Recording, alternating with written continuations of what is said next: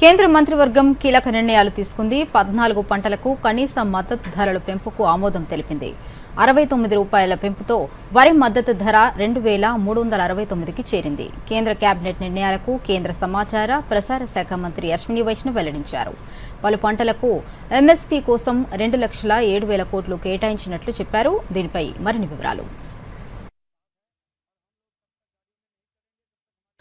ప్రధానమంత్రి నరేంద్ర మోదీ అధ్యక్షతన జరిగిన కేంద్ర మంత్రివర్గ సమావేశం 2024-25 మార్కెటింగ్ సీజన్ కోసం 14 పంటలకు కనీస మద్దతు ధరల పెంపుకు ఆమోదముద్ర వేసింది.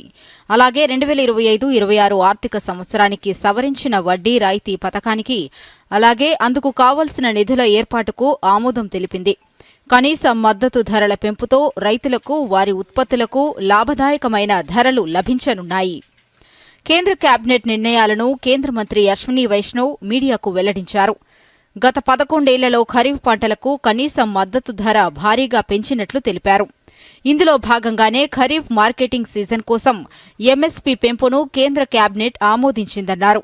పలు పంటలకు ఎంఎస్పీ కోసం 2,07,000 కోట్లు కేటాయించినట్లు చెప్పారు. రైతులకు వడ్డీ రాయితీ కింద 15,642 కోట్లు కేటాయించగా, రైతులకు పెట్టుబడిపై 50% మార్జిన్ ఉండేలా ఈ నిర్ణయం తీసుకున్నట్లు పేర్కొన్నారు.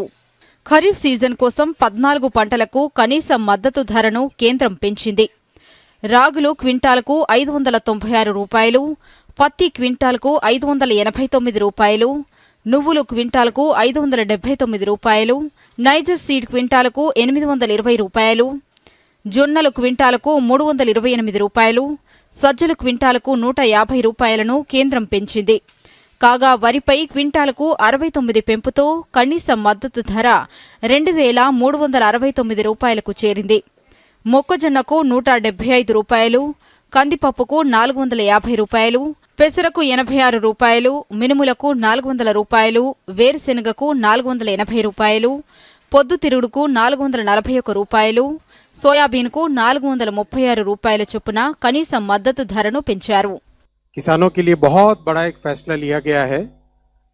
आप सब जानते हैं कि खरीफ की फसल में जिस तरह से पिछले 10-11 वर्षों में मैसिव वृद्धि की गई है एमएसपी की, उसी कड़ी में सीएसीपी की रिपोर्ट पर 2025-26 के खरीफ मार्केटिंग सीजन के लिए आज कैबिनेट में एमएसपी अप्रूव हुआ है। टोटल अमाउंट इसका 2,07,000 करोड़ के आसपास का एस्टिमेट किया गया है। ये इंडिविजुअल क्रॉप्स की एमएसपी है, 3 भाग में है। पहला भाग है सीरियल्स यानी food grains. Bureau report, Doordarshan news.